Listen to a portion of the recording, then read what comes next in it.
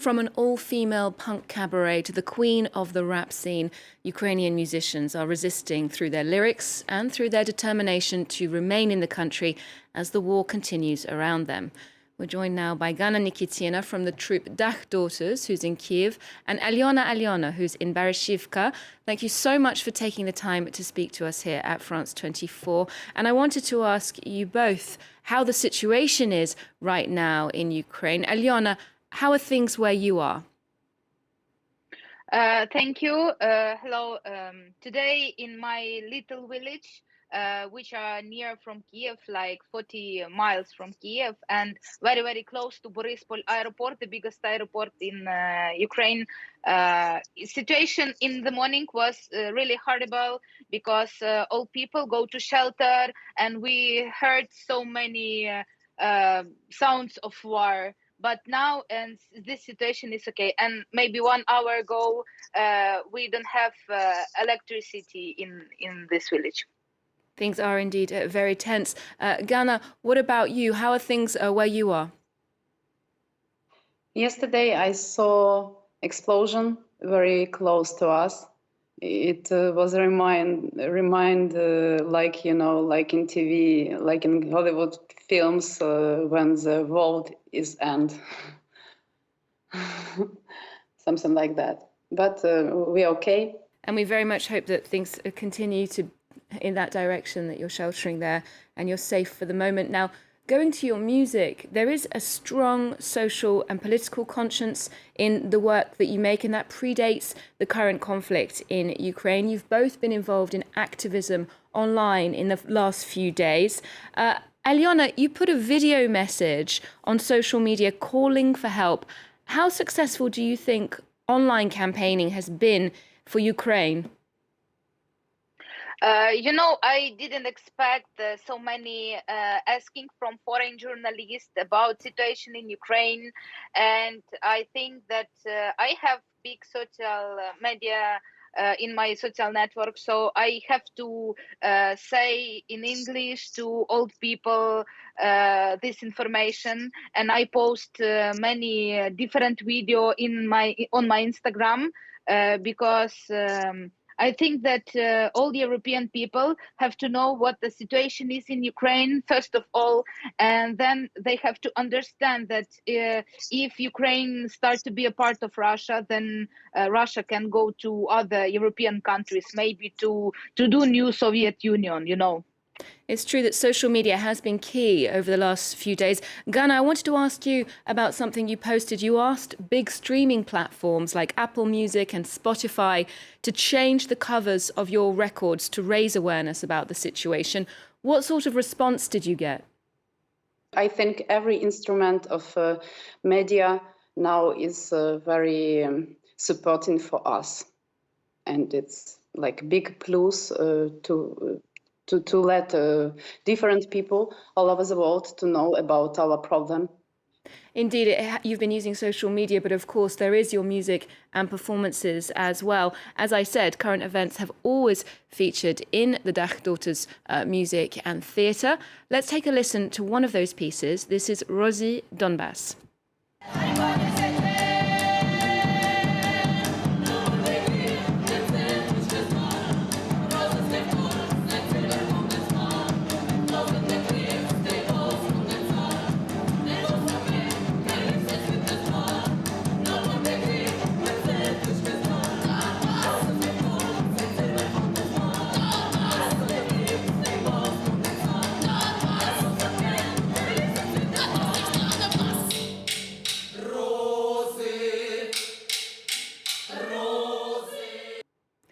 Ganna, I believe that song takes some inspiration from Shakespeare's sonnets, but there's also quite a bit about Ukrainian politics and culture there. Can you tell us more about that? We wrote this song before 1 year before Maidan. There were no some political crisis or something like that, and we didn't know that that will be Maidan. And that was the Maidan pro-European demonstrations, the revolution that took place in Ukraine in 2013. And I believe you went on to perform in Maidan, that main square in the capital, later. was our civil position, not political. We were just civil people who want to change the president, because we understood that it was not our choice. President Yanukovych was not our choice. It was the Kremlin president. We start to understand it during Maidan. That went back to 2013, then 2014 we saw the beginning of this conflict. Now, Alyona, I'd like to just touch on some of the themes in your music now. It has been celebrated for its relatable, no-nonsense themes and its positive message. Vogue magazine compared your music to a car revving up and speeding away. Let's get a taste of your sound. This is Pushka. Просто пишка, пушка, пишка, тату на обличчі, не моя фішка. Я просто пишка, пушка, пишка, дивна для всіх непрочитана книжка. Я просто пишка, пушка, пишка. Забираю геть усіх під свої крила. Виморю я як човен, що розправляє вітрила. Я розкатаю світ, щоб він нарешті нас не втримав. Така я не одна, хто всі інші, то інтрига. Я ляжу на біль, я дуже давуча. Всім покажу, хто тут леді, хто сучка. Я бачу на осліп, хто за мною скуче. Від звуків таких слухав трубочку скруче. Alyona, I believe you're one of the only rappers in Ukraine to perform in your mother tongue. Many other rappers use Russian in their lyrics. Can you tell us about your choice? Yes, when I started to sing, to write rap many years ago, I don't have any Ukrainian friends who rap in Ukrainian language. So I find some unity of Russian rappers and start to rapping in Russian. But then after 2014, I find big squad of rapper in Ukrainian language and start to write in Ukrainian because I found friends and I start to know that some people need it.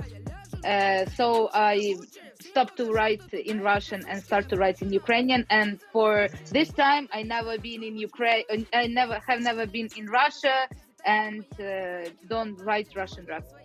Indeed, those questions of cultural identity, very important there. Now, coming back to the Dakh Daughters, they're a hybrid troupe making theatre performances as well as music. They were about to start rehearsals for a string of performances here in France at Le Préau National Theatre in Normandy. That project is to be directed by Lucy Berelowicz, who directed them in Antigone in 2015. She spoke to us about her hopes for that play, which is hanging in the balance, but also about the need for mobilisation against the war in the cultural sector. Here's more from her. When it comes to Russia, I have a Russian family background myself, so I'm in very close contact with artists in the country, with the cultural sector and the intellectual sector. Yes, activism could have been more widespread, but there are protests that took place in St. Petersburg and Moscow, despite being banned by authorities.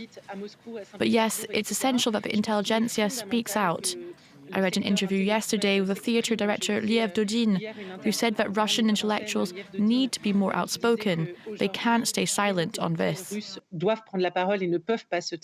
Alyona, we've seen a lot of messages of solidarity for Ukraine and Ukrainian artists. We've also seen something resembling a call for a Russian boycott, a boycott of Russian artists and productions. What do you think of that? Is it helpful? Thank you for this question. Yes, I think it's helpful. Why?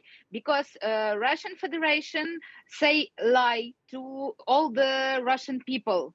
Russian people didn't understand why Ukrainian attacked ourselves, but it's lie. And when all the world and all information from Ukraine in Russia is blocked.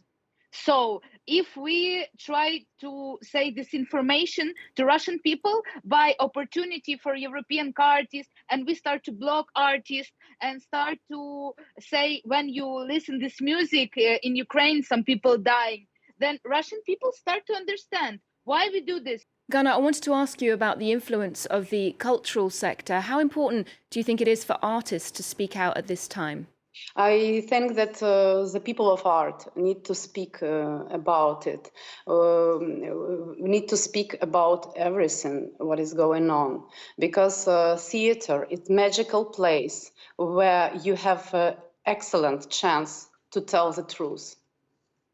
And you need to show the pain of your heart for humanity.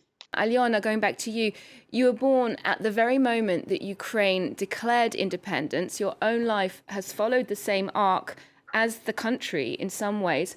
When people speak about a post-Soviet context today, what does that mean to you, to people of your generation? I think people from my generation start to change their mind from burning, because all this Soviet stuff close our humanity, close our real feeling, and do all people like collectivism, all people the same. So we change our mind because we think that Ukrainian people have different mentality from Russian people. We are Ukrainian and we are more European. We are tolerant, we are no racism, we are good feeling to LGBT plus, so we are different and we start to no work with Russia. Alyona and Ganna, we have to wrap it up there, but thank you so much for your time today. We'll end the show with one of Alyona's tracks. This is Fish. Remember to check our website and social media channels for updates, and there's more news coming up on France 24 just after this. Рибу не назве ніхто шкурою. Риба там десь має честь, вона плаває під водою у раю. Рибка має зелень, має корм. Рибка тебе манить, має ком. І ти плаваєш, плаваєш, плаваєш, шторм переверне твоє судно вверх дном. Маєш мілину під ногами, ще не затонув та ковтнув нотигами. Твій крик занімів, ти б хотів та не вмів. Не співають півні, риба бачить надія, ти тонеш. Боже, поміч, риба блищить, а ти сліпнеш, ти гониш. Рибка так виляє хвостом на всі 100. Рибка заманила на дно, Жака і Вакусто. Ти кидаєш слова по воді, і вони як каміння відразу на дно.